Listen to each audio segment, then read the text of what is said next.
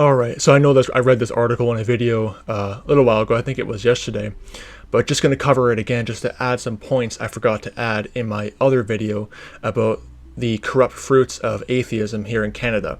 Basically what's going on is there's these militant secularists who are basically just a bunch of pawns for their father Satan, and they're basically violating the religious liberty and liberty of conscience of pretty much any non-secular person. This is the fruits, the authoritarian communist fruits of militant secularism. And as an ex-atheist, I'm a former atheist by the way, as an ex-atheist, this kind of ticks me off, because atheism was the cult that I escaped out of, that I got saved out of. We're going to read this article. Oh, and by the way too, Psalms 14 verses 1 to Psalms 14 verse 1 to 3 and Psalms 53 verses 1 to 3 give a perfect description of the abominable corrupt fruit of atheism. We're going to read this article about, and again, I read it in my other video yesterday, but going to read this again. Un-Canadian law bans Christian cross, Jewish kippah, and Muslim hijab. Quebec elementary school teacher resigned from class over hijab due to Bill 21 on December 9th.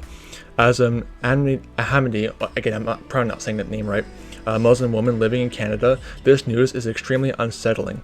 I feel not only for the Muslim woman who can no longer wear the hijab to work, but also for the Christian who can't wear the cross, the Jewish man who is forced to remove his kippah, and the Sikh who is forced to remove their turban, and anyone else who is forced to choose between their faith and career due to this very un-Canadian law. It's kind of funny for people who say, oh, God doesn't exist. They're really desperate to try to force us to not express our belief in God. Now, obviously, I'm not defending these other, false religions. I'm not defending them. But freedom of expression and liberty of conscience is a right. And see, this is why I've said that militant atheism is a threat to freedom and liberty. Okay, militant atheism, the fruit of militant atheism. If you want to see the fruit of if you want to just see the fruit of atheism in general, go to North Korea or go to China. Because those are examples of the Soviet Union. There's another good example of the fruit of atheism. And it's funny they banned the Christian cross. Let me just pull this out. Because, isn't this just so offensive? Seriously, it doesn't just, it's so scary, it's a cross, you know what I mean? To all the atheists out there, doesn't this just scare you so much?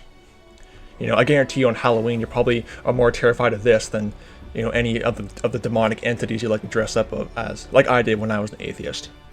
But oh no, it's a cross. Isn't that just so scary? Bunch of free speech hating devils, that's what you are. Continuing. While it was claimed that Bill 21 was passed to further secularize Quebec, its whole premise ironically promotes the opposite. Secularization was meant to ensure that the state remained neutral toward religious affairs, so people wouldn't be favored or disfavored on account of their religion or lack thereof. Bill 21 attacks the religious freedoms of Canadians, preventing them from participating in civil roles, and takes away from the very diversity Canadians pride ourselves in. And I'd even go a step further and say that it's just an example of the authoritarian fruit of atheism. Okay, atheists rely on censorship. That's just blunt and brutal. Okay, atheists have to censor people that don't believe like them. That's just a blunt and brutal reality. Look at China, state-enforced atheism. North Korea, if you speak against atheism, you get shot essentially. Again, North Korea and China are examples. If you want to see the fruit of atheism, go to North Korea or China, and you'll see what atheism is really like when you let it get in power. Okay, separation of church and state. You see, atheism is also a threat to separation of church and state too. Atheism poses a danger to church-state separation, because this law they passed in Quebec is actually a violation of that. Because church-state separation actually prevents the atheist tyranny over in China and North Korea. You see, atheism is darkness, atheism is ignorance, atheism is it's just a sci-fi death cult. It's the one I escaped out of. And they rely on censorship, and this law they're passing, you see, atheists don't like church-state separation. It's that simple. Atheism, again, poses a danger to church-state separation. And this law is proof of that. They can't stand the idea of freedom of expression and freedom of speech. Just like the bunch of communist devils they have to go censor people that don't believe in the sci-fi death cult of atheism.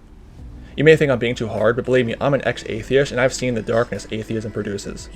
I was a victim of it. So, forgive me for being a bit hard, but atheism is destruction to the human soul, plain and simple.